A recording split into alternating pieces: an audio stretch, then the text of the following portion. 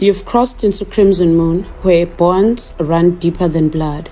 Tonight's story is about power, pain, and the kind of love that doesn't let go. I'm Noktula, and this one, it howls. Let's begin. The night sky burned red with fire. Smoke curled above the Silverfang pack house, and the air stank of blood and wet fur. Emily stood at the top of the pack house stairs, silver blade in hand, her wolf pacing beneath her skin, desperate to be unleashed. But this wasn't a wild fight. It was war, and she needed strategy, not rage. "Hold the line," she shouted, her voice cutting through the chaos. Warriors obeyed, forming a defensive wall in front of the packhouse doors. Emily's beta, Marcus, was at her side, panting heavily, his dark hair plastered to his forehead with sweat. "We can't hold them much longer," Marcus growled. "Victor brought too many." Emily's green eyes blazed. "Then we fight harder. We don't give him this pack without breaking his bones first." A howl split the night, the rival alpha's signal. Seconds later, Victor's wolves crashed into the Silverfang warriors, snarling and snapping. Emily leapt into the fray, her blade slicing across the chest of a lunging wolf. Blood splattered her arms, but she didn't stop. Marcus stayed close, parrying attacks, but his strikes lacked his usual precision. Emily caught the hesitation in his movements, but there was no time to question him now. A warrior shouted behind her, "Luna, they're breaching the east wall!" Emily turned sharply. "Marcus, take 5 men and—" Before she could finish, the east wall exploded inward. Rival wolves poured through like a flood. Panic swept through the defenders. Emily pushed forward, slicing through attackers, but for everyone she cut down, 2 more replaced them. A massive grey wolf lunged at her, snapping at her throat, but she drove her blade upward, ending it with one clean thrust. "Fall back to the pack house," she yelled. The surviving warriors retreated up the stairs, forming another barricade. Emily stood at the front, refusing to back down. Then, over the clash of battle, Victor himself emerged. The massive black wolf shifted mid-step, revealing a towering man with dark, cruel eyes and a smile that promised death. "Emily," Victor said, voice smooth with mockery. "The mighty Luna, still pretending you can lead men?" Emily lifted, her chin. "I've led them better than you ever could." Victor smirked, stepping forward as his men pushed back her warriors. "I'll give you one chance. Surrender, and I might let your pack live." Emily's grip tightened on her sword. "I'd rather die on my feet than kneel to you." Victor's smile widened. "Then die you shall." The final wave hit. Emily fought like a storm, her blade flashing, but her warriors were outnumbered. One by one, they fell. Marcus grabbed her arm suddenly. "Emily, we have to—" A sharp pain tore through her side. She gasped, glancing down at the silver-tipped spear jutting from her ribs. She staggered, her blade slipping from her bloodied fingers. Victor loomed over her. "Take her alive. I want her to watch her pack crumble." Darkness swallowed her. Emily woke to the sting of silver cuffs digging into her wrists. Her head throbbed, and she was lying on the cold stone floor of the pack house, now littered with dead bodies. The smell of blood was overwhelming. "Get her up," Victor ordered. 2 of his men yanked Emily to her feet. She hissed as the cuffs burned her skin, but she kept her head high. Victor stood at the center of the ruined hall, flanked by Marcus, her beta. Her stomach twisted when she saw Marcus standing unharmed, head lowered, but he didn't look beaten or forced. He looked complicit. Emily's voice was low but steady. "What have you done, Marcus?" Marcus didn't meet her eyes. "I did what was necessary for the pack to survive." "Survive under him?" Emily spat. "You betrayed everything we built." Victor chuckled. "Don't be too hard on him. He's a realist. Unlike you." Emily glared at Marcus. "How many of our people died tonight because you opened those gates?" Marcus's jaw tightened. "Better some die than all." Victor stepped closer, tilting her chin up with 2 fingers. "You should thank him, Emily. Without him, I'd have had to burn this place to the ground." Emily jerked her head away, her voice sharp. You'll burn eventually, Victor. I'll make sure of it. Victor laughed, amused. You're amusing? Luna, take her to the dungeons. Let's see how long that fire lasts in a cage. As the guards dragged her away, she locked eyes with Marcus one last time. His face was unreadable, but his silence was worse than any confession. The dungeon was damp and reeked of mold. The silver cuffs bit into Emily's wrists, chaining her to the wall. Around her, other captured Silverfang wolves sat in silence, their faces pale with defeat. A young warrior, Thomas, whispered from the shadows. Luna, is it true? Marcus betrayed us. Emily didn't hesitate. Yes. A murmur of anger spread through the prisoners. Thomas's jaw tightened. Then we're finished. Emily's eyes hardened. No, we're not finished until we're dead. Thomas looked at her, hope flickering briefly. You still believe we can fight? Emily leaned back against the wall, her mind already racing. We don't just fight, we take everything back. Before Thomas could answer, the dungeon door creaked open. Victor entered, flanked by guards. Well, well, Victor said. How's my favourite Luna settling in? Emily smirked, despite her restraints. Comfortable enough. Your hospitality is about as filthy as I expected. Victor crouched in front of her, eyes narrowing. You'll break eventually. Everyone does. Emily held his gaze. You've never met someone like me. Victor straightened, chuckling, darkly. We'll see. He turned to leave, but not before glancing at the prisoners. Anyone who swears loyalty to me gets food tonight. Think about it. He left, and the door slammed shut. The prisoners stared at Emily. Thomas whispered, What if some do? Emily's voice was cold steel. Then they're traitors. And when we get out of here, we deal with them. Her words carried weight. Even in chains, she was still their Luna. Hours passed. The dungeon stayed quiet except for distant footsteps above. Emily studied the guards as they changed shifts. One young guard lingered near her cell more than necessary, glancing nervously at her. You, Emily said softly. The guard flinched. What's your name? The guard hesitated. Lucas. Lucas, Emily repeated, voice calm. You don't look like you belong here. Lucas frowned. I go where Alpha Victor orders. Emily tilted her head. Does Victor deserve your loyalty? Or are you just following orders to survive? Lucas stiffened, saying nothing, but his eyes wavered. Emily leaned forward, voice low. You think he'd hesitate to kill you if it suited him? You think he won't toss you aside the second you're inconvenient? Lucas swallowed hard. Emily smiled faintly. I'm not asking for your help. Not yet. I just want you to think about one thing. When the tide turns, will you be standing on the right side? Before Lucas could answer, another guard called for him. He walked away quickly, but not before glancing back at her once. Thomas whispered, You're trying to turn him. Emily smirked. I don't try. I succeed. That night, the dungeon was quiet except for the occasional drip of water. Emily sat upright, her green eyes glinting in the dim light.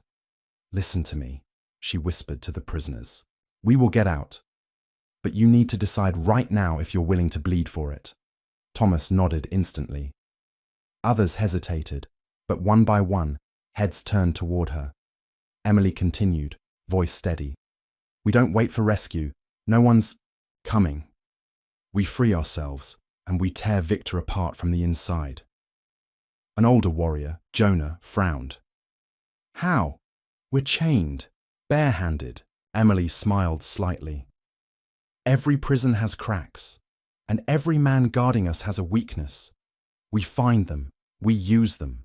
The room grew silent, her words sinking in. Finally, Thomas spoke. Then we follow you, Luna, even if it kills us. Emily's eyes hardened. It might, but I promise you this. We won't die on our knees. For the first time since their capture, the prisoners looked alive again. Not hopeful exactly, but ready. Emily leaned back against the wall, whispering to herself, "Enjoy your throne. While you can, Victor. I'm coming for it." The following morning, heavy boots echoed on the stone floor as guards dragged in more prisoners. Among them were injured warriors from Emily's pack, wolves she had fought beside just nights ago. The guards shoved them into the far corner, chaining them harshly. Emily watched silently, cataloguing each new face. She couldn't afford to rush. Hope, in the wrong dose, got people killed. She needed control, Thomas whispered, leaning closer to her. "That's Jonah's brother, Eric, and the woman, Claire. She's one of our best trackers." Emily gave a brief nod, her mind already spinning. "Good. We'll need them." The guards finished chaining the newcomers. Victor hadn't come down this time, only guards. That told Emily something. Victor thought she was broken enough to ignore. "Jonah," Emily said quietly. The older warrior glanced over. "Luna? Talk to your brother. Tell him what we're planning. But keep it quiet. If anyone even looks like they're listening too closely, stop." Jonah hesitated. "You trust Eric?" Emily's voice stayed low, controlled. "I trust you to know if he's still loyal." Jonah's jaw tightened, but he nodded. Emily turned her attention back to the young guard, Lucas, who was posted near her cell again.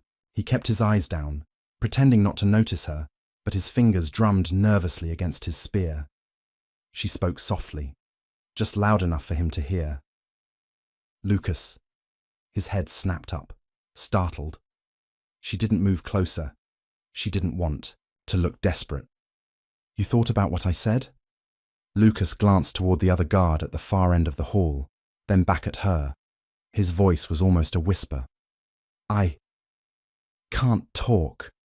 Emily allowed a small smirk. "You just did." Before he could respond, the other guard barked, "Lucas! Eyes forward!" Lucas straightened quickly, turning away, but Emily didn't miss the flicker of conflict in his expression. Good, she thought. One seed planted. Now she just had to water it. By nightfall, the dungeon door opened, and Victor himself strode in, flanked by 3 heavily armed guards. The room grew tense instantly. Emily stayed seated, not giving him the satisfaction of standing. Victor surveyed the prisoners with a satisfied smirk. "Ah, my loyal guests. Comfortable?" No one spoke. Victor's eyes found Emily, still so quiet. "I expected more fire from you." Emily looked up slowly, meeting his gaze. "I don't waste words on men who won't live long enough to remember them." Victor chuckled, stepping closer. "You truly don't know when you're beaten, do you?" Emily tilted her head slightly.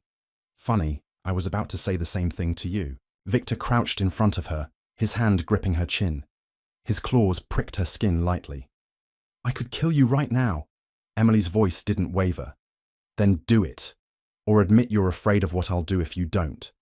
Victor's smile thinned, his grip tightening before he released her. "You won't last a month down here, but keep dreaming, Luna. It makes breaking you more entertaining." He stood, turning to leave. "No food for them tonight. Let's see how long." Loyalty lasts on an empty stomach. As the door slammed shut, Jonah muttered bitterly, "He's trying to starve us." Emily nodded slightly. "Then we don't break. Hunger makes people reckless. We'll make sure they're not the only ones starving." Thomas frowned. "What do you mean?" Emily's gaze was sharp. "If they think we're weak, they'll get careless. And careless guards are dead guards." Her words made several prisoners exchange grim, determined looks. 2 nights later, the dungeon was quieter than usual. Guards shifted lazily in their chairs, clearly bored. Victor's strategy to starve them had worked. Some prisoners slumped, too weak to even speak. But Emily's eyes were sharp, her mind restless. She whispered to Thomas, who was chained closest to her. "Tonight, I test something." Thomas frowned. "Test what?" Emily glanced toward Lucas, who was again stationed nearest her cell. His eyes kept darting to her before looking away nervously. "Lucas," Emily called softly. He froze, glancing at the other guard who was half asleep at the far end of the dungeon. Emily leaned slightly forward. "You've been thinking, haven't you?" Lucas swallowed. "I shouldn't talk." "You already are," Emily said, her voice calm, coaxing. "You know Victor isn't a leader. He's a butcher. And when men like him fall, and they always fall, the ones who helped him die with him." Lucas's hands tightened on his spear. You don't know that." Emily's gaze didn't waver. "I do. I've fought men like him before. He won't share power. When he's done using you, he'll discard you. But I won't." Lucas hesitated, torn. Emily pressed harder, her voice dropping to a whisper. "If you want to live when this ends, you need to pick a side now." Lucas glanced around nervously, then leaned slightly closer. What do you want me to do?" Emily allowed herself the faintest smile. "Tonight, when you bring water, spill some near the lock on my chains. Make it look like an accident." Lucas looked confused. "Why?" "Because rust weakens locks," Emily lied smoothly. "And I need to know if you're brave enough to follow orders when the time comes." Lucas stared at her for a long moment, then gave the smallest nod. As he turned away, Thomas whispered, "You really think he'll help?" Emily's expression hardened. "He doesn't know it yet, but he already has." True to his word, Lucas spilled water that night. The other guard cursed at him for being clumsy, but no one paid much attention. Lucas shot Emily a quick glance before leaving, and she nodded subtly in acknowledgement. Jonah leaned closer to her. "Do you really think rust will help?" Emily smirked faintly. "No, but I needed to know if he'd follow an order without question." Thomas gave a low chuckle. "And now we know." Emily's tone was sharp. "Don't laugh. He's our way out, but only if he believes he's choosing survival. We push too fast and he'll panic." The older warrior, Jonah, frowned. "And if he betrays us?" Emily's green eyes glinted in the dim light. "Then I kill him before he gets the chance." The room fell silent at her words. There was no hesitation, no softness in her tone. Later that night, Emily whispered to Jonah and Thomas, "Spread the word to the others, quietly. No one moves until I say so, and no one does anything stupid." Jonah nodded. "Understood." Emily leaned her head back against the wall, closing her eyes for a brief moment.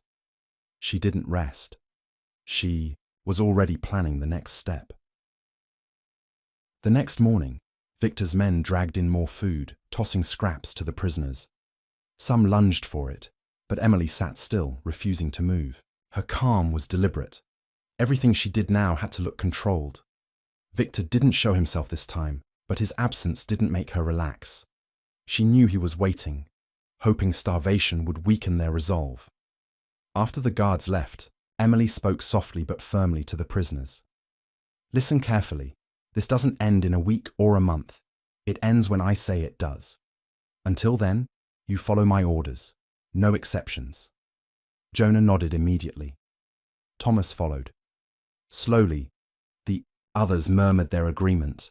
Emily's gaze swept over them all. "You will want to give up. You will want to take the easy way out. Don't. The moment we kneel, we lose everything." A younger prisoner, Claire, lifted her head. "What if we don't survive?" Emily met her gaze, unflinching. "Then we make sure Victor regrets underestimating us before we die."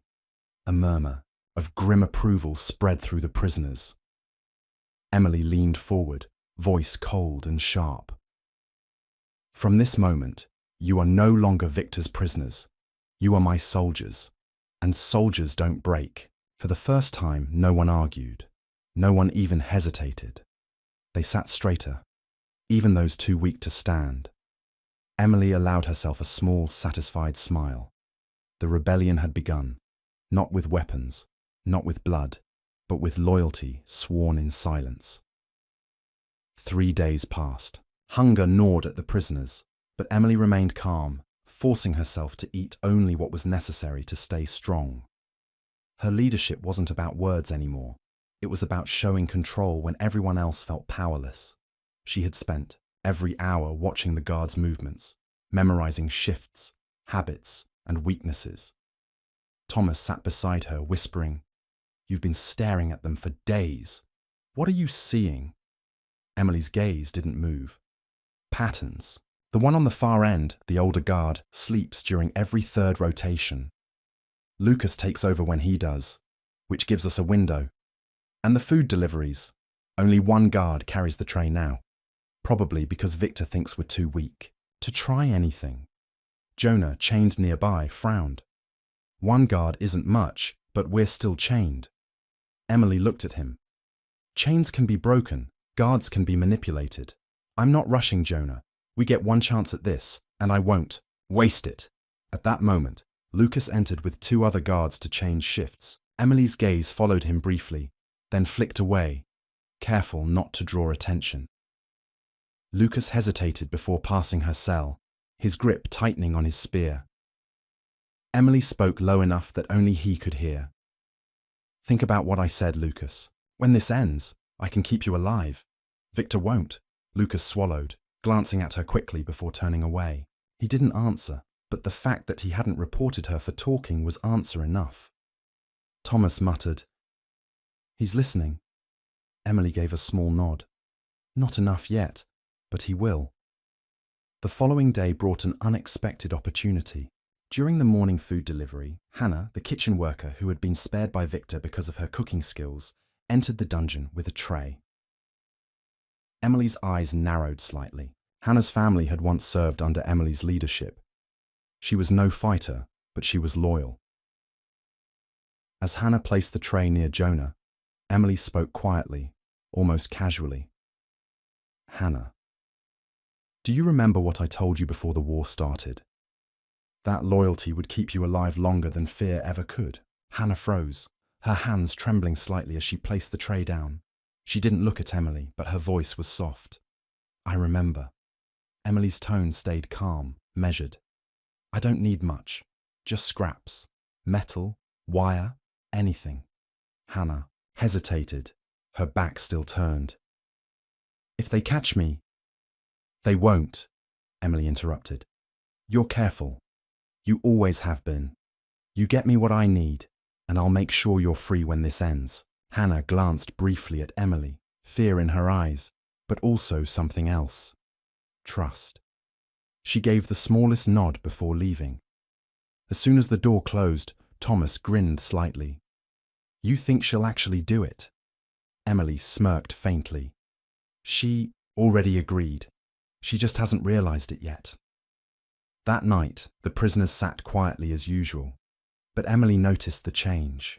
They were beginning to look at her differently, not as a defeated Luna, but as the leader they once followed.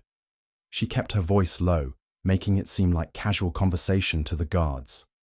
"Jonah, Thomas, Claire, pass the word slowly. No rushing, no excitement.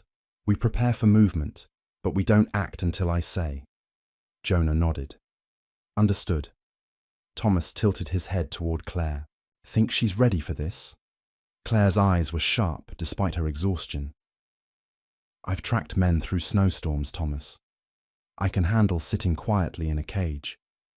Emily allowed herself a brief smile. "Good. Then you'll be useful. Soon." The guards didn't seem to notice the quiet exchange, which was exactly how Emily wanted it. Every word was a test, and so far, no one had broken under the pressure. Later that night, Lucas passed her cell during his rotation. Emily's voice was a whisper. "The others are getting ready. You should too." Lucas glanced at her, his jaw tight. "If Victor finds out..." Emily cut him off smoothly. "Then he kills you first. He doesn't trust anyone, Lucas. I can give you what he can't. A future." Lucas looked torn, but he didn't argue before walking away. Thomas leaned close once Lucas was gone. "You think he's ready to switch?" Emily's eyes glinted. "He's already switched. He just hasn't realized it yet. The rebellion almost ended before it began. It started with Eric, Jonah's younger brother, who had been getting restless. That night, Emily noticed him glancing constantly at the guards, his body tense. "Eric," Emily whispered sharply. "Stay. Down." But Eric shook his head, his voice barely audible. "We can't wait forever. We're dying in here." Before Emily could stop him, Eric lunged toward the nearest guard, yanking at his chains to knock him over. The guard shouted, and chaos erupted. Lucas looked stunned as the other guards rushed in. Eric managed to slam one guard against the wall, but he was outnumbered.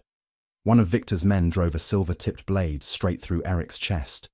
"No!" Jonah shouted, straining against his chains. Emily didn't move. She couldn't afford to. As Eric collapsed, blood pooling beneath him, Emily locked eyes with him one last time. His lips trembled as if to speak, but no words came before his body went still.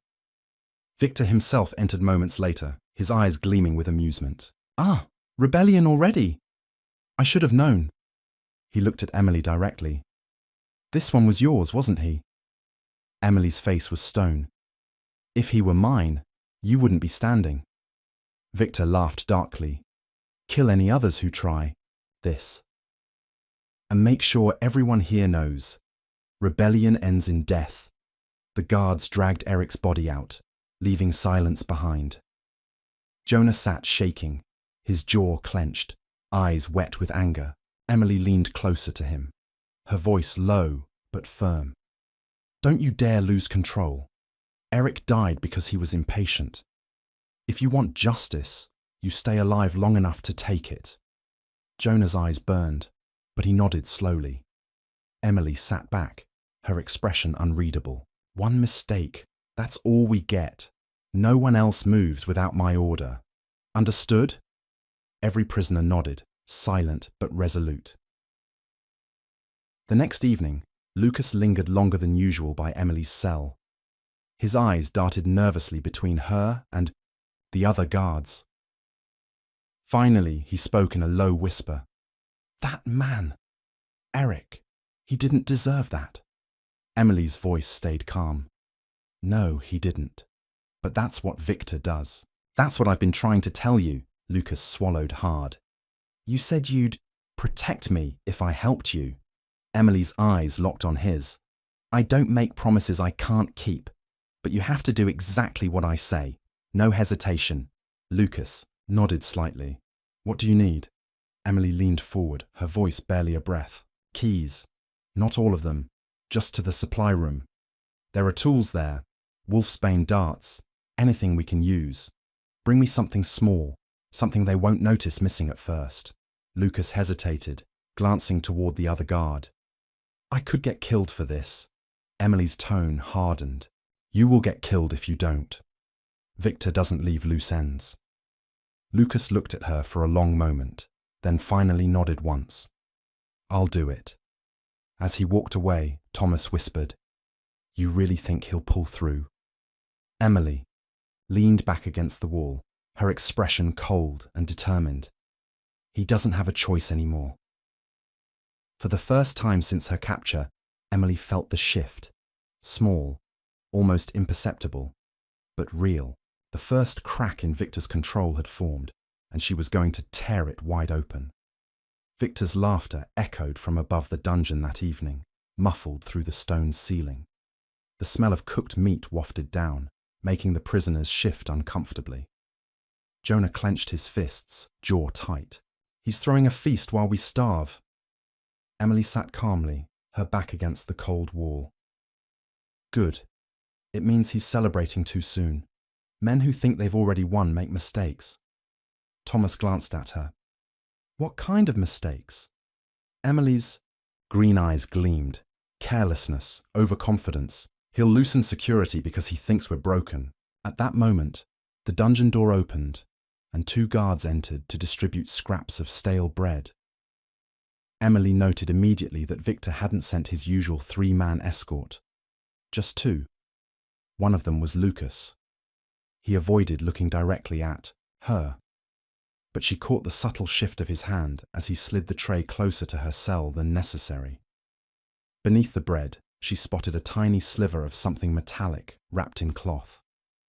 She didn't move until the guards left, keeping her expression neutral. When the door slammed shut, Thomas hissed, "Did he?"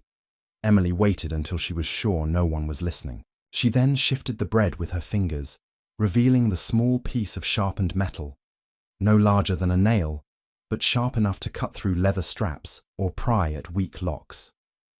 Jonah's eyes widened. "Is that?" Emily's voice was low, controlled.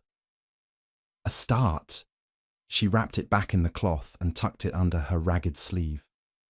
Claire whispered, "What will you do with it?" Emily's gaze stayed forward, her voice cold.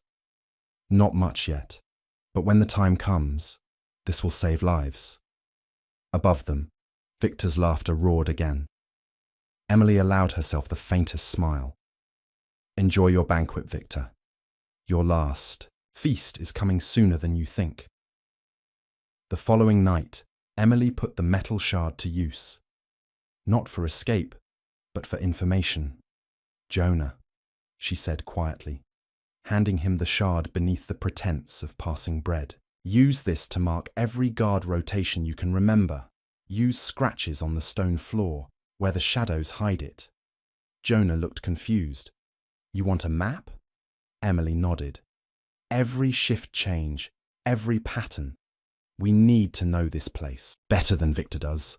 Jonah grunted in approval. "Smart." Thomas leaned closer. "And Lucas?"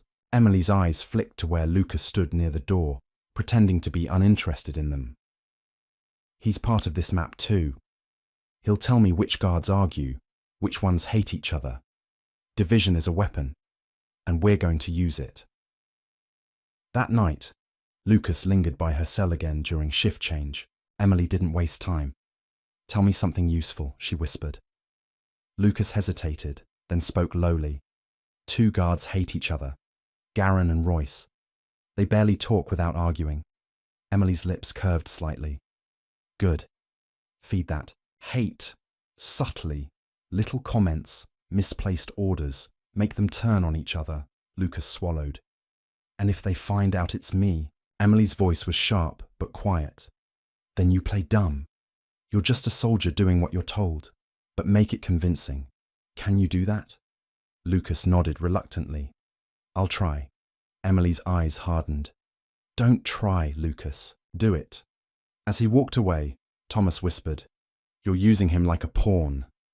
Emily's expression didn't change. "Everyone's a pawn to Victor. I'm just better at playing the game." 2 days later, the results of Lucas's manipulation began to show. During the afternoon food delivery, Garen and Royce entered, snarling at each other under their breath. "I told you to switch the damn shifts," Garen snapped. Royce shoved him lightly. "And I told you I'm not taking orders from you." Emily sat still, watching with sharp eyes. This was the kind of tension she needed.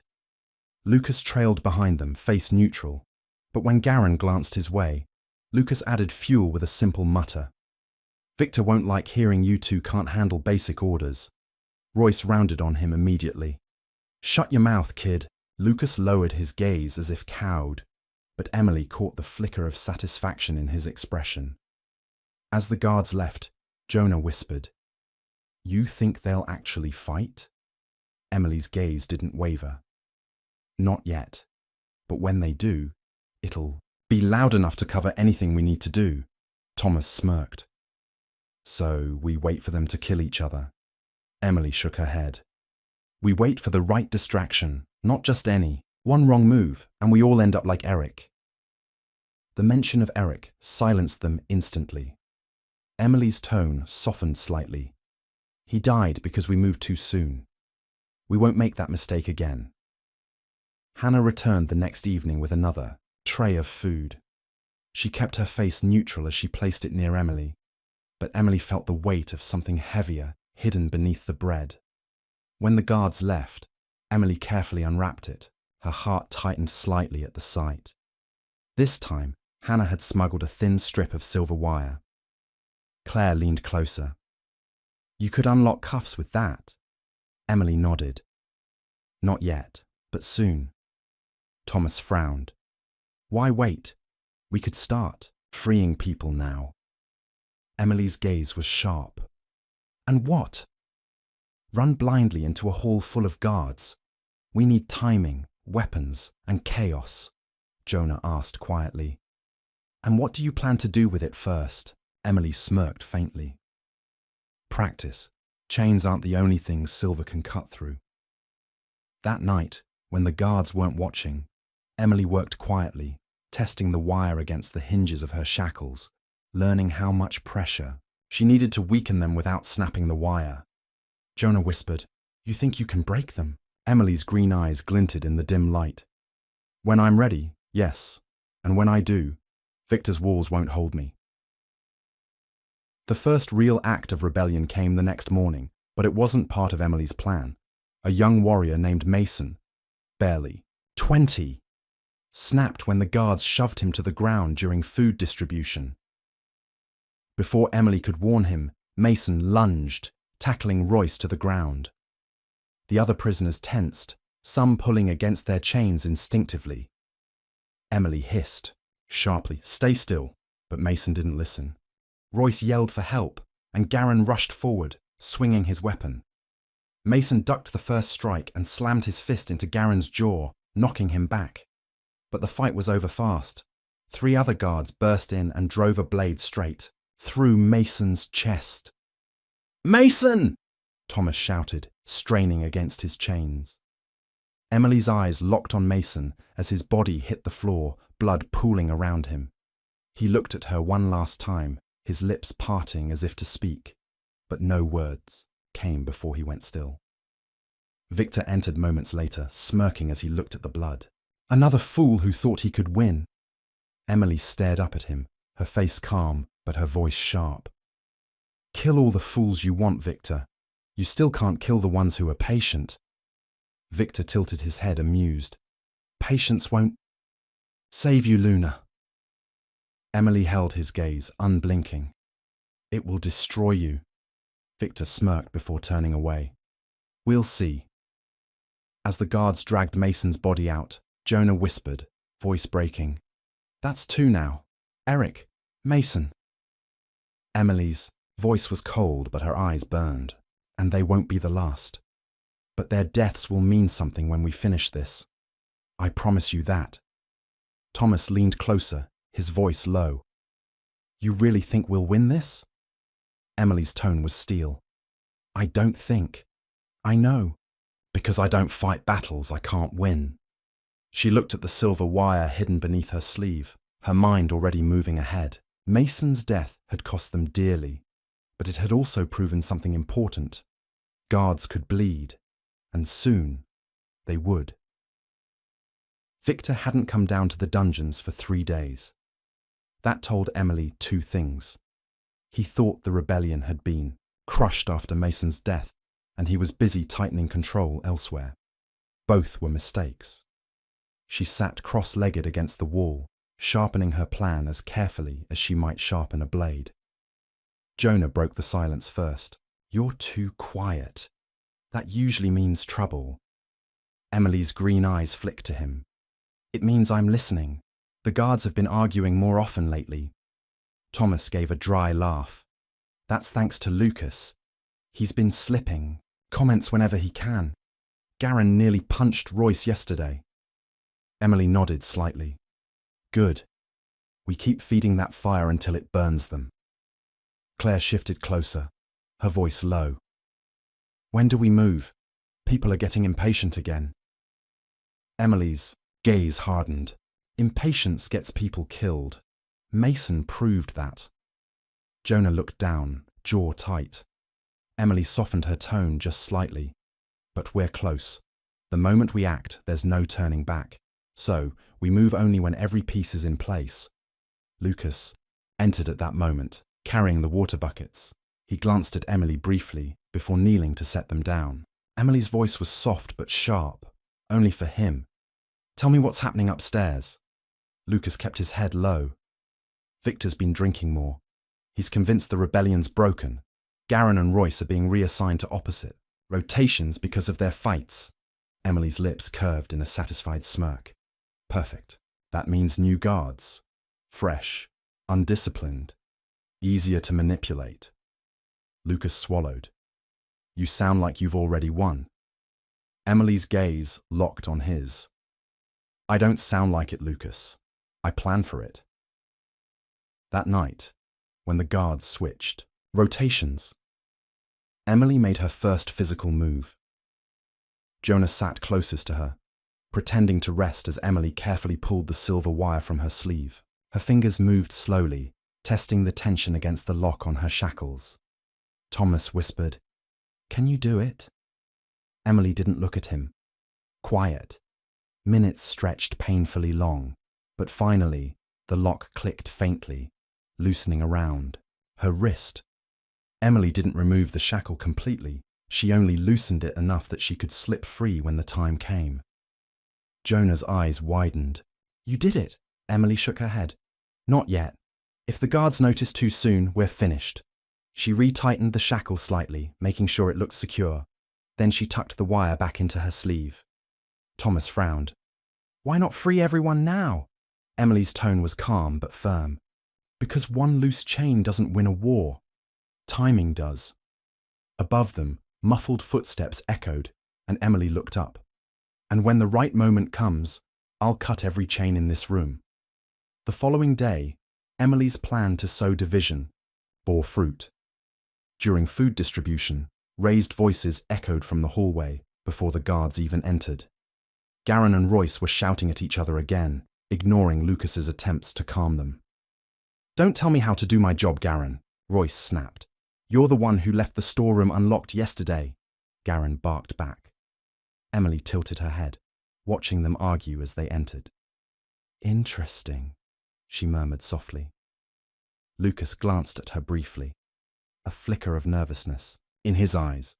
He had clearly had a hand in this. The argument escalated fast. Garen shoved Royce hard enough that the man nearly dropped the tray of food.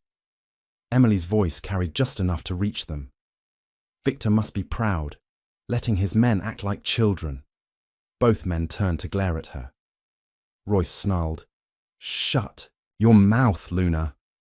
Emily smirked. "Or what? You'll hit me instead of each other?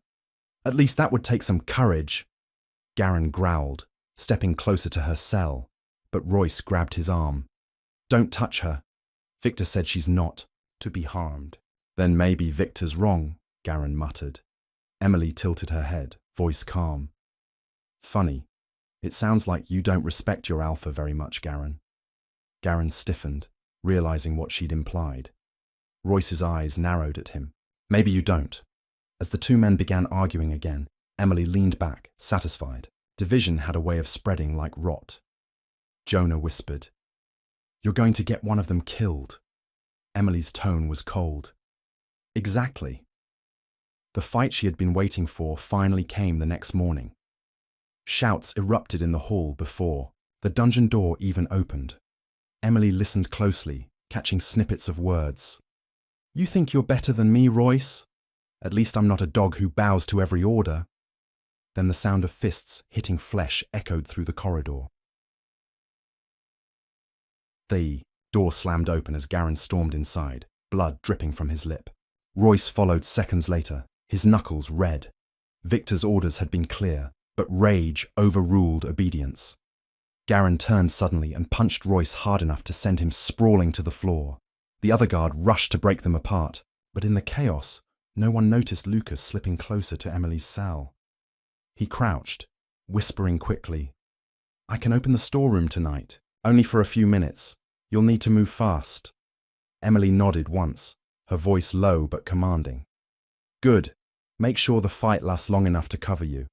And Lucas, if you're caught, you keep quiet. You don't know me. You don't know anything. Understand?" Lucas swallowed hard. "Understood."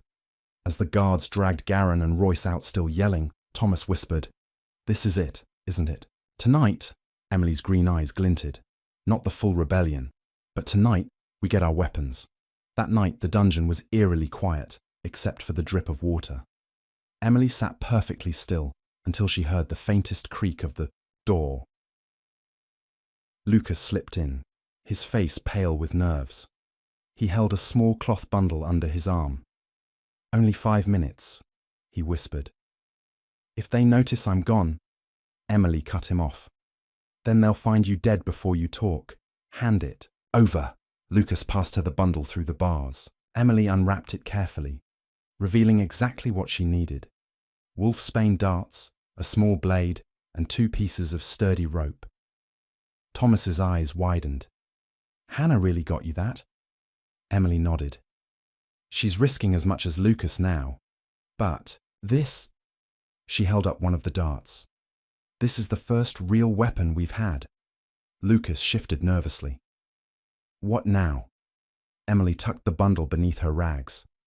"Now you go back before they notice you're gone. And Lucas, he froze." "You did good," Emily said simply. Lucas gave a shaky nod before slipping back out. Jonah whispered, "When do we use them?" Emily's voice was low but fierce. "Soon, but not all at once. We strike small, fast, and leave no survivors who can warn Victor. Every death will look like an accident, until it's too late for him to stop us." Thomas grinned grimly. "You sound like you're enjoying this." Emily's green eyes burned with cold fire. "I'm not enjoying it. I'm winning." Above them, Victor laughed faintly from the pack house, oblivious to the fact that his downfall had just begun. The plan began 2 nights later. The dungeon was quiet except for the usual footsteps of 2 guards pacing outside. Emily waited, crouched, near the bars, her shackles loose enough to slip free when needed. Jonah whispered, "You're really going to do it tonight?" Emily didn't look at him. "If we wait any longer, Victor will reshuffle the guards again. We strike now, while he thinks we're still weak." Claire shifted closer, her voice tense. "And what happens after?" Emily's tone was flat, certain. "After this, they stop thinking of us as prisoners." The sound of boots approached. One guard, Royce, entered to deliver water. He muttered angrily under his breath, still resentful, from his last fight with Garen. Perfect. As Royce bent to place the bucket down, Emily slipped her wrist free of the shackles, her movements hidden by the shadows. In one swift motion, she lunged forward, stabbing the wolfsbane dart straight into his thigh. Royce gasped, stumbling backward, his eyes wide. "What the—" The wolfsbane worked fast, his body convulsing as he dropped to the ground. Emily grabbed him through the bars, yanking him closer. Her voice was cold, lethal. "Quiet," she hissed. Royce's mouth opened, but no sound came as the poison overtook him. His body went still within moments. Thomas exhaled sharply. "That was fast." Emily pulled her wrist back into the shackle, locking it loosely again before the other guard returned. When the second guard entered minutes later, he cursed at seeing Royce on the ground. "Royce, wake up!" Emily sat calmly against the wall, her voice even. "Looks like he couldn't handle his drink last night," the guard muttered angrily, dragging Royce's limp body away. No suspicion, just irritation. Jonah gave Emily a look of grim respect. "One less for Victor." Emily's voice was cold but firm. "And just the first."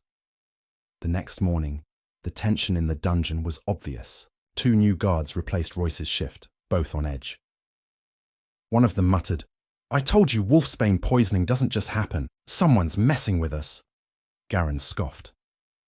"Maybe if you idiots knew how to handle your drinks, you wouldn't end up poisoned." The other guard snapped back. "You think this is funny, Garen, because Victor doesn't." Emily listened silently, filing away every word. Fear was spreading faster than she expected. When Lucas passed her cell later, she spoke softly, just loud enough for him to hear. "Good. Keep feeding their paranoia. Tell Garen you think the others are plotting against him.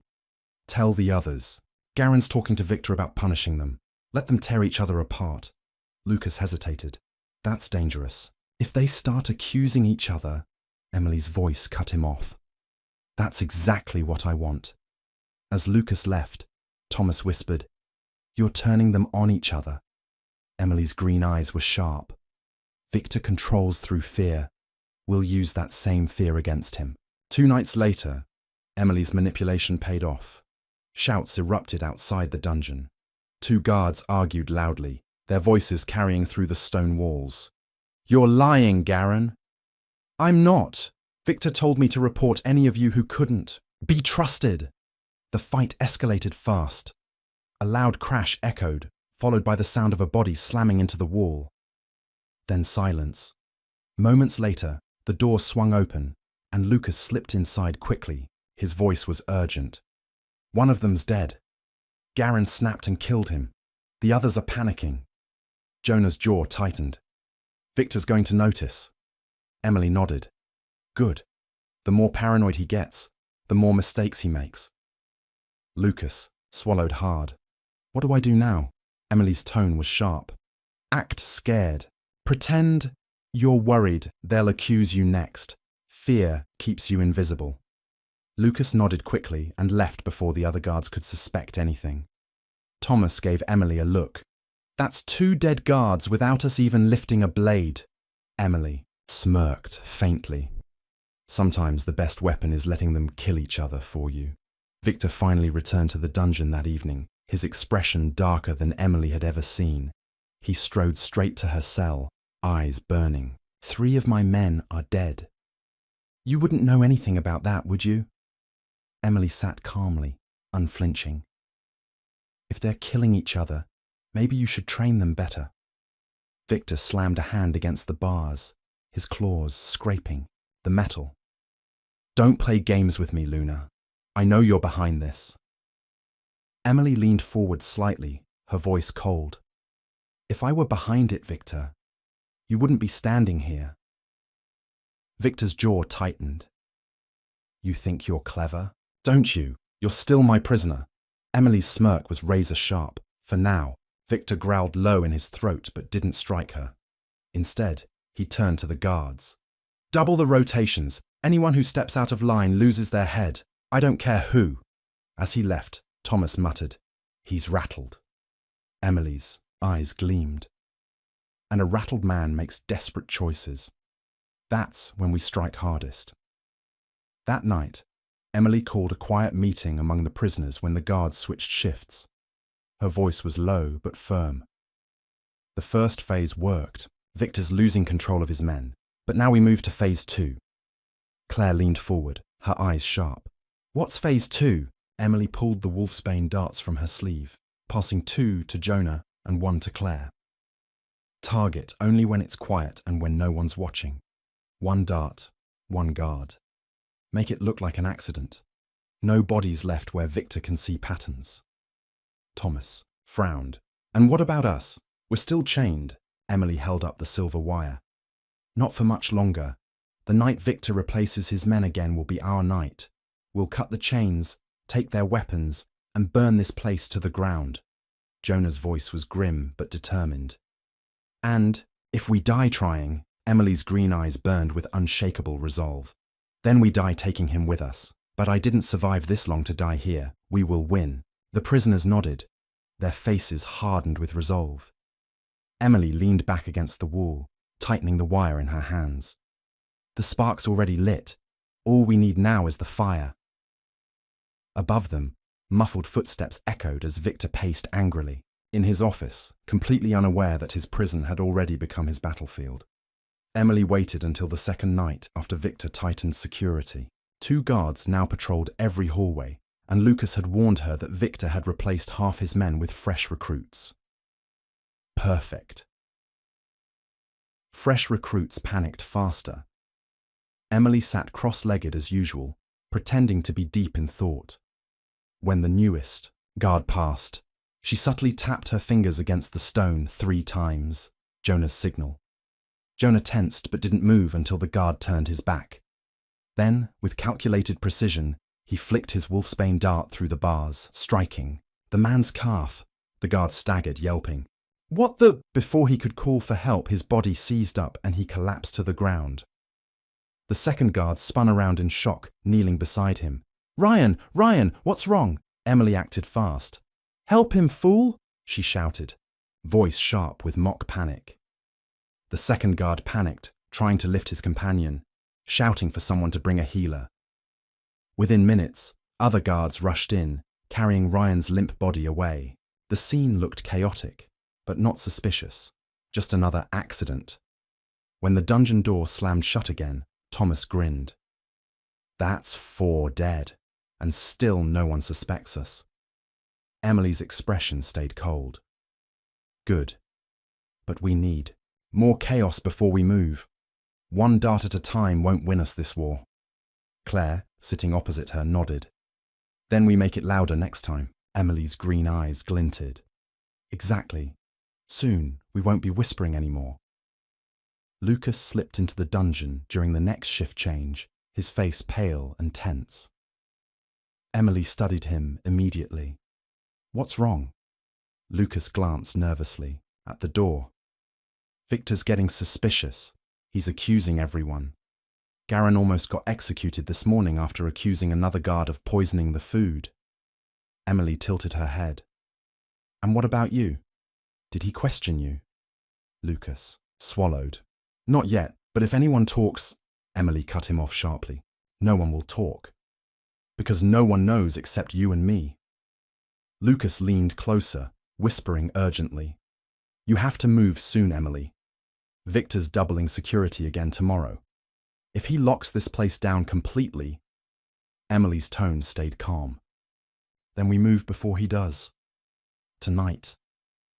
Jonah stiffened at her words. Tonight. Emily nodded once. We're running out of time, and fear is already eating Victor's pack from the inside. All we need is one big push. Lucas looked at her, his expression torn between terror and determination. If I help you tonight, Victor will kill me if I fail. Emily's gaze hardened. If you don't help, he'll kill you anyway. At least this way, you have a chance to survive. Lucas looked down, then nodded reluctantly. What do you need me to do? Emily leaned forward, her voice low and sharp. Bring me the master keys to the shackles. You only need them for a few minutes. After that, you can pretend you lost them during the chaos. Lucas stared at her, jaw tight, then finally nodded. I'll do it. Thomas smirked. So it begins. Emily looked at the others, her tone deadly serious. It begins tonight. And once it starts, there's no turning back. The dungeon was deathly quiet when Lucas returned hours later. His hands trembled as he slipped the keyring through the bars to Emily. You have 5 minutes, he whispered. If anyone notices... Emily cut him off. They won't.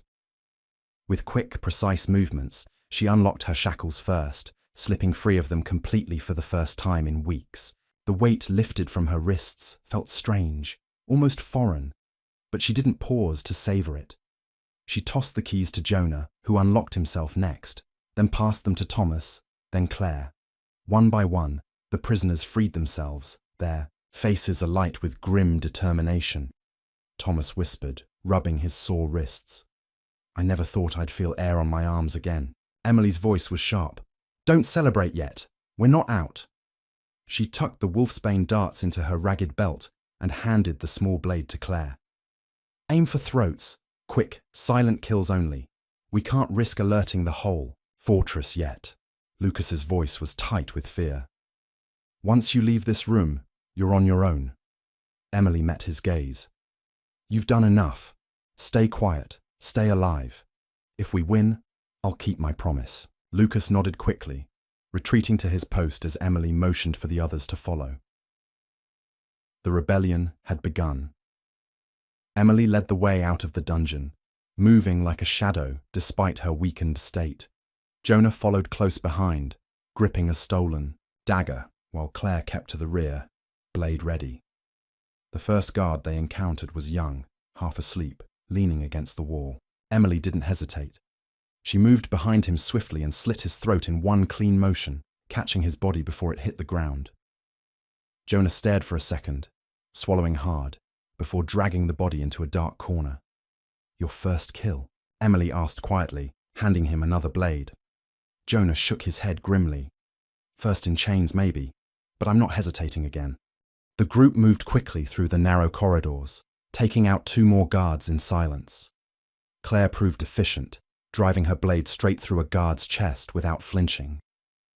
Thomas whispered, almost impressed, "Remind me never to get on your bad side." Claire gave him a cold look. "Don't worry. I saved that for Victor." By the time they reached the storage hall, 4 guards were dead, and no alarm had been raised. Emily turned to the others. "Grab what you can carry. Weapons, food, anything. Useful. But move fast. We don't have long before someone notices." Jonah grabbed a pair of short swords, tossing one to Thomas, while Claire armed herself with 2 knives and a bow from the rack. Emily strapped a sword to her back, her green eyes burning with determination. "Tonight," she whispered, "this fortress stops being Victor's." The first flames of open rebellion started in the east wing. Emily had sent Thomas and Claire to sabotage the storeroom with torches soaked in oil. The plan wasn't to burn the entire place down yet, just to draw Victor's men away from the dungeon and confuse them. As smoke began to rise, shouts echoed through the halls. Guards ran toward the fire, leaving fewer patrols in their path. Emily, Jonah, and a small group of freed prisoners took the opportunity to move deeper into the stronghold. Jonah whispered, "How far are we going?" Emily's voice was steady. "As far as we need to. We're not just escaping. We're taking this place piece by piece." They rounded a corner and came face to face with 2 guards who hadn't abandoned their post. One raised his weapon, but Emily moved first, slamming her sword into his chest before he could shout. Jonah tackled the other, wrestling him to the ground before stabbing him through the ribs. Thomas and Claire rejoined them moments later, soot on their faces.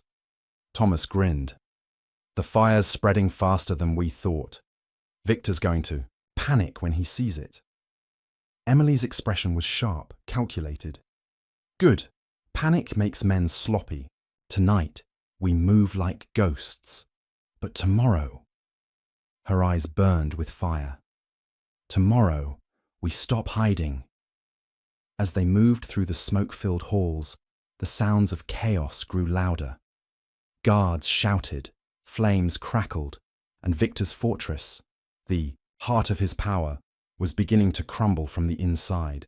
And for the first time since her capture, Emily felt free, not just unchained, but dangerous.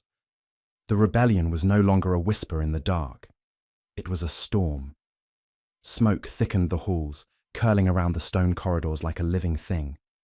Emily moved swiftly through the haze, her blade slick with blood. Every dead guard they left behind made Victor's hold weaker. But Victor wasn't stupid. A horn sounded somewhere in the fortress, loud and harsh. Jonah stiffened. "He knows." Emily nodded, expression grim. "Then we move faster." The fortress suddenly roared to life. Heavy boots thundered through the halls. A voice bellowed from above. Victor's, unmistakable and enraged. "Find them. Kill every prisoner who's escaped." Thomas cursed under his breath. So much for stealth. Emily's eyes burned with focus. Then we switched to war tactics. Split into pairs. Move fast. Hit hard. We regroup in the courtyard when the sun rises. Jonah frowned. "The courtyard? That's open ground." Emily's voice was sharp. "Exactly. Open ground favors us more than his tight corridors. He built this place to keep prisoners contained, not to fight us in the open." Claire nodded firmly, gripping her knives. "We'll make it." Emily's gaze swept across them. "If any of you get caught, don't let them take you alive. We can't risk Victor torturing information out of anyone." No one argued. They all understood. As they split, Victor's enraged voice echoed again. "Emily!" Emily smirked slightly, even as she ducked into another corridor. "Good. Let him scream my name. Fear always makes a man louder." Emily and Jonah moved quickly through the burning eastern wing, smoke covering their movements. Jonah glanced at her. "What's the plan now?" Emily crouched behind a pillar, peering around the corner where 2 guards argued about the spreading fire. "We cut off his soldiers in small groups. Kill them fast. Keep them guessing. Victor needs control. If we take that, we win." Jonah nodded, tightening his grip on his sword. Emily moved first, stepping silently behind one of the guards and slashing her blade across his throat. The second turned, too slow. Jonah buried his sword in his chest. Emily wiped her blade, her voice cold. Keep moving. They cleared 2 more halls this way, avoiding larger patrols. But when they turned a corner near the main hall, they almost collided with Garen, blood splattered and panting. His eyes widened at the sight of Emily, then narrowed in fury. You! Emily's smirk was faint. You should have killed me when you had the chance. Garen lunged, swinging his blade hard. Emily sidestepped, parrying the strike. Jonah moved to help, but Emily shouted, "Stay back!" The fight was fast and brutal. Garen was stronger, but Emily was faster, slipping past his swings, striking at his exposed side. You think you can take Victor? Garen snarled. Emily's blade flashed, cutting deep across his ribs. I know. With one final strike, she drove her sword through his chest.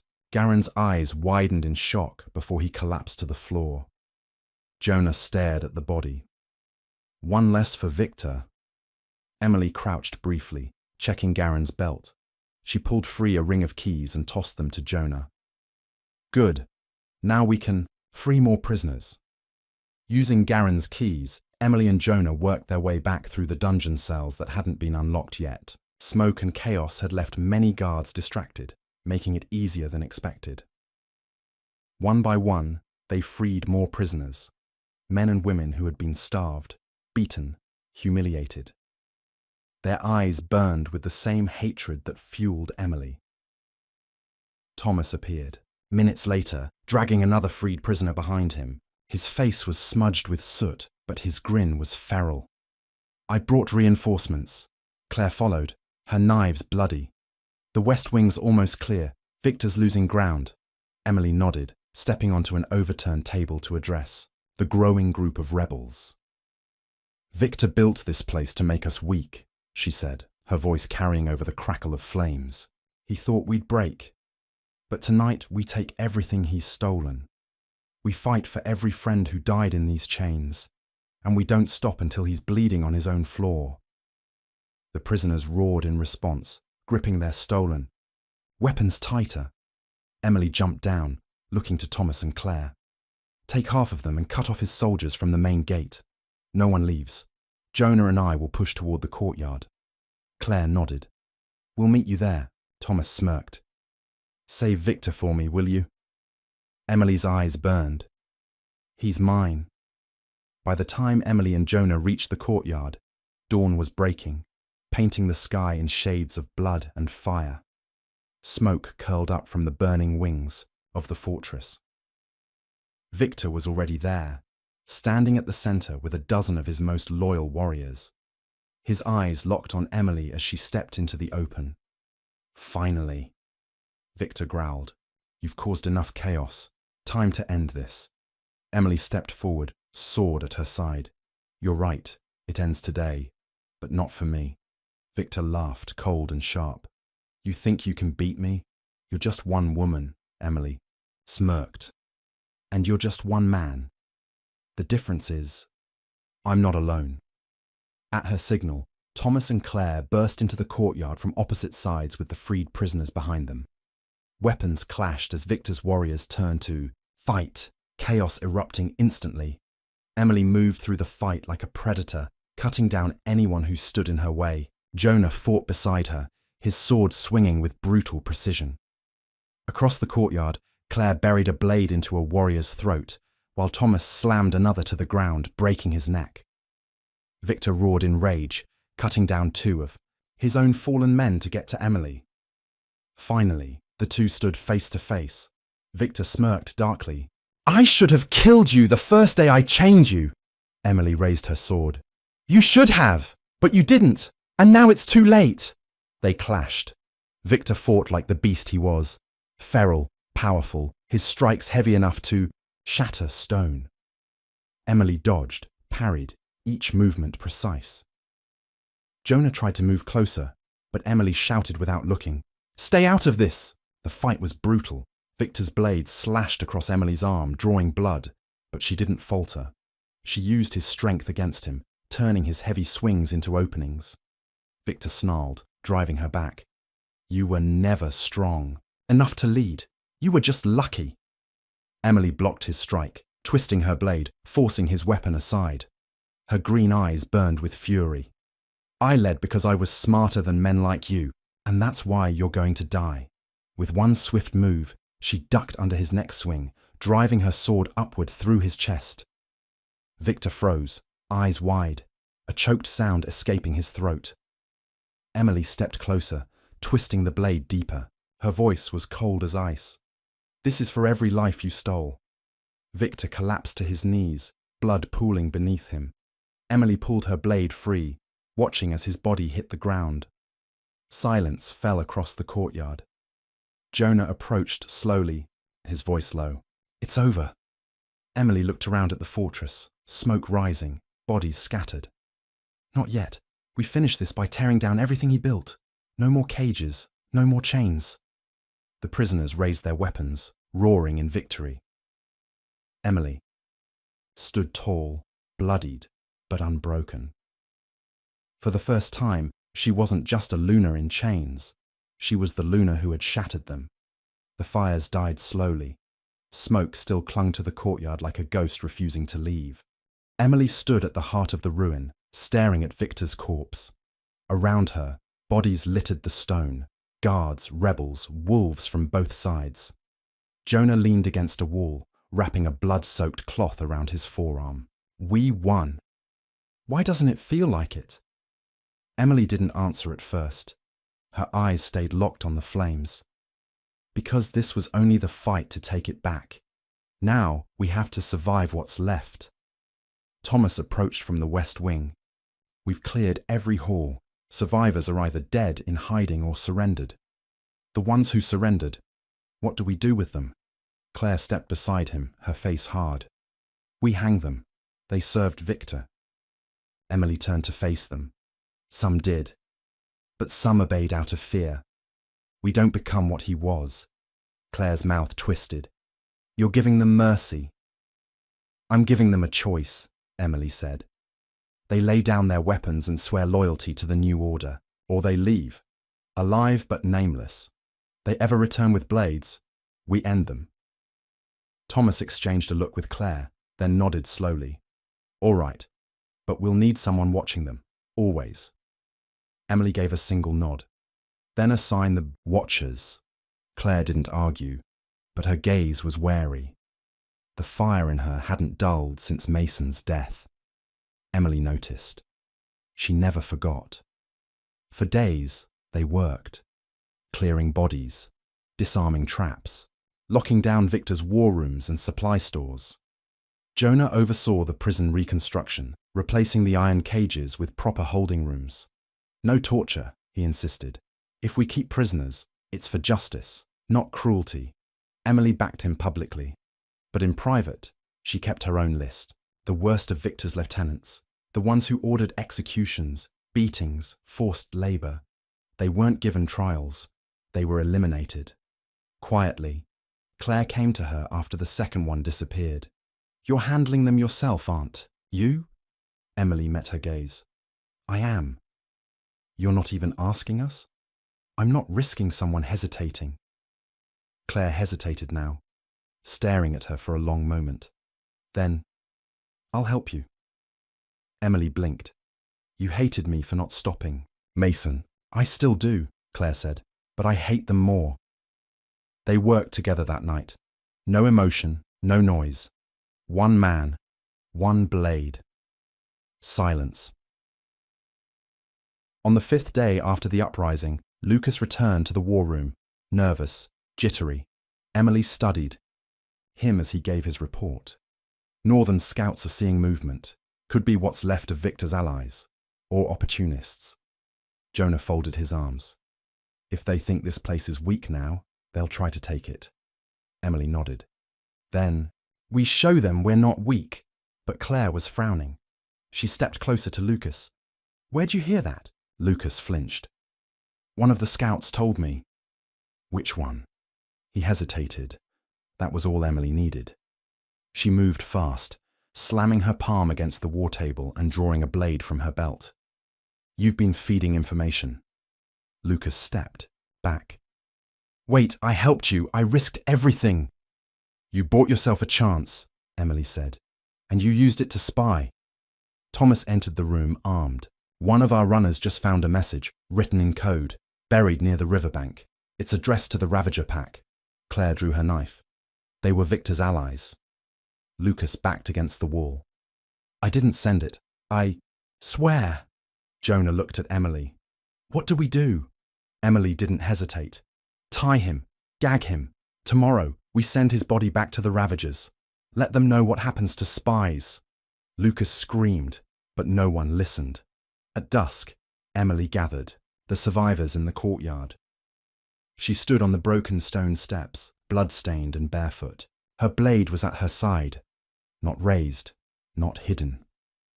"We took this place back," she said, her voice raw from days without sleep. "But what we build next will be harder than the war." Dozens stood before her, former prisoners, rebels, even a few old guards who had bent the knee. "You are not bound by rank or blood anymore. You fight because you choose to. You lead because you earn it. No alphas, no chains." Some faces lit with hope. Others looked confused, especially the old pack wolves. Thomas stood behind her. Claire flanked her right, Jonah on the left, the last of the original rebels.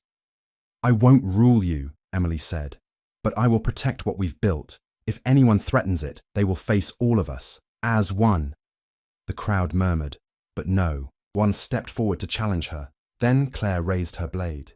"If you ever try to chain another Luna again, we'll burn you alive." The crowd roared in agreement. Emily let it echo. Let the fire spread. No more alphas, no more cages, just one pack, bound by rebellion. Weeks passed. The fortress changed slowly, stone by stone. The wolf heads carved into the doors were broken off. Victor's name was burned from every banner. Emily rarely slept. She trained every morning with Claire and Thomas, sparred with Jonah, helped the young ones learn blades instead of submission. One night, Thomas sat beside her on the wall overlooking the forest. "You know, people are starting to call this place the Broken Fang now."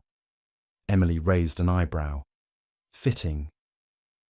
They still call you Luna, even though you said there wouldn't be any more titles." "I can't stop what they call me," Emily said, "but I won't wear chains just to make them comfortable." Claire joined them, leaning against the stone. A scout came back, said the Ravager pack tried to march south, but they turned back when they found Lucas's body hung from the pine tree line. Emily nodded. "Good. Let the forest remember him." Jonah arrived a moment later, tossing a satchel down. "I brought you something." Emily opened it. Inside were documents from Victor's old war room. Ledgers, maps, prisoner records. "We thought you'd want to see the names of everyone who helped him," Jonah said. Emily stared at the list for a long time. Then she handed it back. "Burn it." Thomas blinked. "What?" "If we keep hunting ghosts, we'll never build anything new," Emily said. "If they come for us, we'll fight. But we're not chasing the past anymore."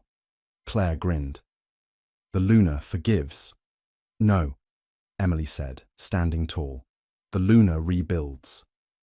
And as the fires of rebellion faded into dawnlight, Emily, the Luna Unchained, it turned toward a new world she would carve out of broken stone and bloodied earth. One where no one would ever be chained again. The Broken Fang was no longer a prison.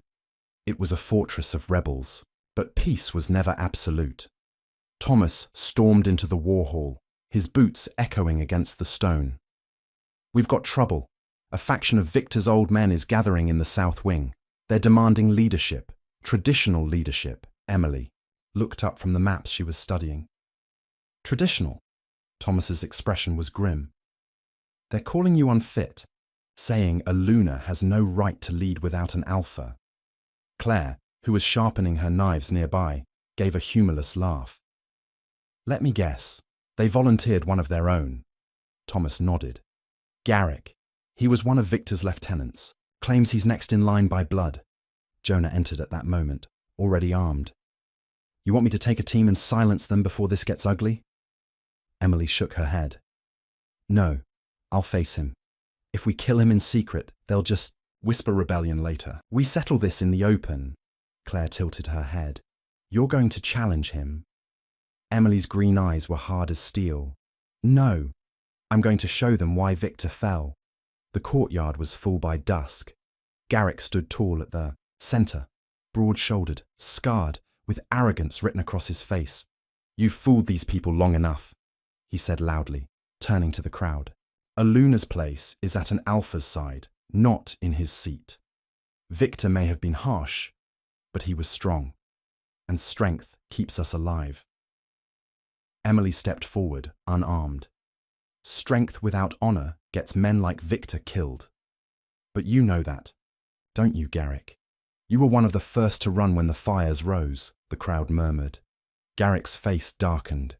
You're just a woman hiding behind fear and chaos, he spat. Fight me if you dare. Emily unfastened the belt, holding her sword, and let it drop to the ground. I don't need steel to end you. The challenge sent a ripple through the crowd. Garrick roared and lunged. Emily didn't move until the last second, sidestepping and driving her elbow into his ribs. He swung wildly, fast but sloppy, his strength no match for her speed. She ducked another swing, grabbed his wrist, and twisted sharply.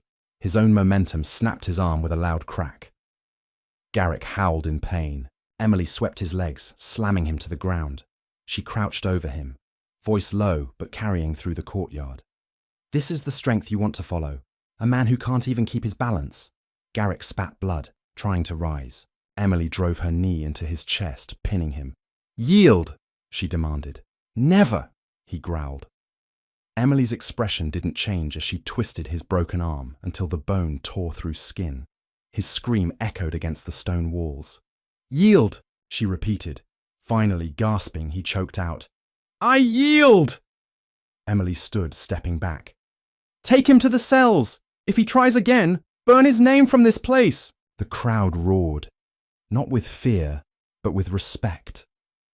Jonah moved beside her, whispering, That was brutal. Emily's tone was flat. Necessary. Peace didn't last long after Garrick's defeat. That night, Emily walked the courtyard alone, studying the reconstruction efforts under the moonlight. The broken fang was stronger now, walls repaired, guards loyal. But betrayal was never far. Claire approached from the shadows, her voice low. We caught someone sneaking toward the armory. Emily frowned. Who? Lucas's former assistant, Darren, a wiry young man who had worked in the supply rooms, was dragged into view by Thomas and Jonah. Emily crossed her arms. What were you doing? Darren's eyes darted nervously. I was only getting food. Thomas shoved him forward. With a blade hidden in your belt? Claire pulled the blade free, tossing it at Emily's feet. And this was coated in wolfsbane. Emily crouched to examine it, then stood slowly. Who paid you? Darren shook, his head frantically. No one. I swear Emily's voice turned to ice. I told every one of you. No chains, no alphas, but no traitors either. He fell to his knees. Please, Luna, I was scared. Emily's green eyes didn't waver. Fear is not an excuse. With one swift movement, she pulled her blade and ended it. The courtyard went silent. Thomas stared, but didn't speak. Claire nodded once, grim approval in her eyes. Emily looked around at the watching faces. This place stands because we trust each other. Anyone who betrays that trust will meet the same fate. That is the only law here. No one argued. Days later, Emily called a meeting in the war hall. Not a speech, but a gathering. She sat at the centre of the table, with Claire, Thomas, and Jonah on either side. Around them sat former prisoners, guards who had sworn loyalty, and those who had proven themselves in the uprising. Emily spoke plainly. This place is no longer a prison. It's a sanctuary, but I will not be the only voice deciding its future. Jonah frowned slightly. You're stepping back? Emily shook her head. I'm not stepping back. I'm sharing it. No one rules alone anymore. We decide together, as a council. Thomas grinned. About time. One person holding power always ends the same way. Claire leaned forward. So we decide by votes. Emily nodded. By votes, by debate. No more blind obedience. If anyone thinks they can lead better, they'll have to prove it with ideas, not strength. The table murmured approval. For the first time since the rebellion began, Emily allowed herself a small smile. This is the Broken Fang's first law, and it will outlive me. Jonah gave her a sideways look. You still don't trust them fully, do you? Emily's eyes stayed sharp. I trust them enough to build with them, but I'll never stop watching. Weeks turned to months. The Broken Fang transformed from a scarred ruin into a thriving stronghold. Walls were rebuilt, new training grounds formed, and food stores filled.